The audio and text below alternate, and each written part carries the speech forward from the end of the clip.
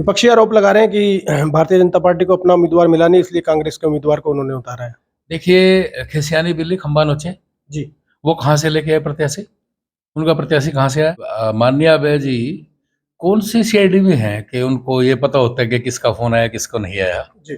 कौन सी इन्फॉर्मेशन उनके पास कहाँ से आती है? आप देख रहे हैं एफएचएल टाइम्स और आधार न्यूज हरियाणा। आदमपुर का उपचुनाव शुरू हो चुका है और हमारे साथ हैं इसी कड़ी में भारतीय जनता पार्टी के प्रदेश महामंत्री एडवोकेट वेदपाल।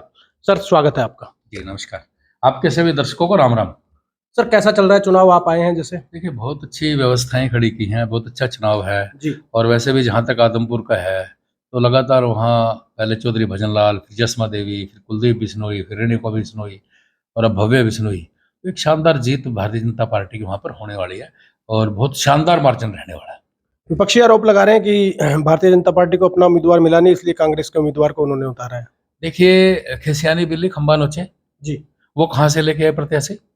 उनका प्रत्याशी कहाँ से आया? वो कह रहे हैं वो उनको कहाँ से मिला है? 3 बार सांसद हमारी पार्टी। हमारा तो जो प्रत्याशी है उसने कांग्रेस से इस्तीफा दिया, उसकी भ्रष्ट नीतियों के विरुद्ध में, उनके परिवारवाद की नीतियों के विरोध में, और इस्तीफा देकर के फिर भारतीय जनता पार्टी में आया कि यहाँ पर सबकी सुनी जाती है और ये सबकी पार्टी है। जी। कितना बड़ा त्याग किया उन्होंने और फिर शानदार तरीके से इस्तीफा देकर के विधानसभा खाली करके फिर चुनाव लड़ रहे हैं।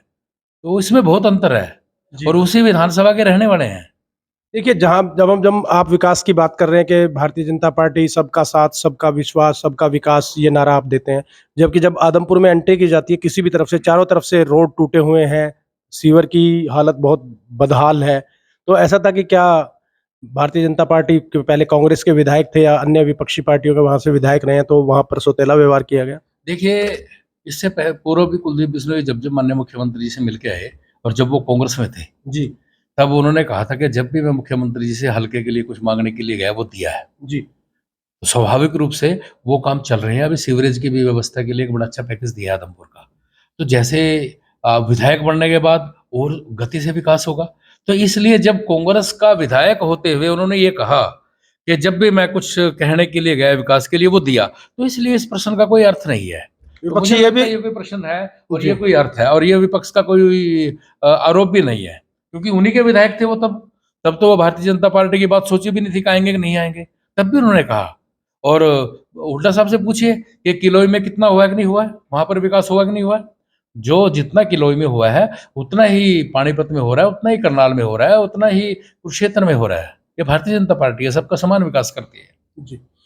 विपक्षी ये भी कह रहे हैं कि कल अभय चौटाला ने भी आरोप लगाया कि प्रेस कॉन्फ्रेंस में उन्होंने कहा कि एक नेता को, और वो व्यापार भी करते हैं, उनको फोन आया ईडी से कि भाई आपके विरुद्ध जांच है, तो उन्होंने कहा मैंने तो 2 दिन पहले ही भारतीय जनता पार्टी ज्वाइन की है।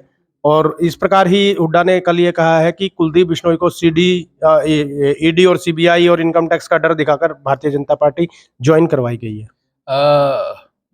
माननीय अभय जी कौन सी सीआईडी में है कि उनको ये पता होता है कि किसका फोन आया किसको नहीं आया? जी।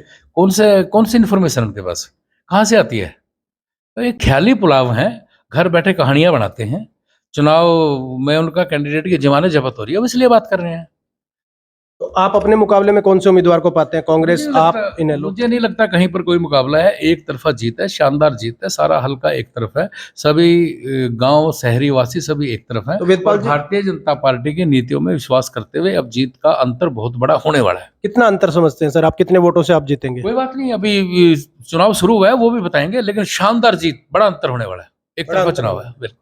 धन्यवाद सर हमसे बात करने के लिए। नमस्कार, राम राम सभी को। अपना सामान एमआरपी पर नहीं डिस्काउंट पर लो। और हिसार में डिस्काउंट कहाँ मिल रहा है ये जानो सेलट्रेंडिंग.com पर। विजिट सेलट्रेंडिंग.com, पहले कंपेयर करो फिर शॉप करो।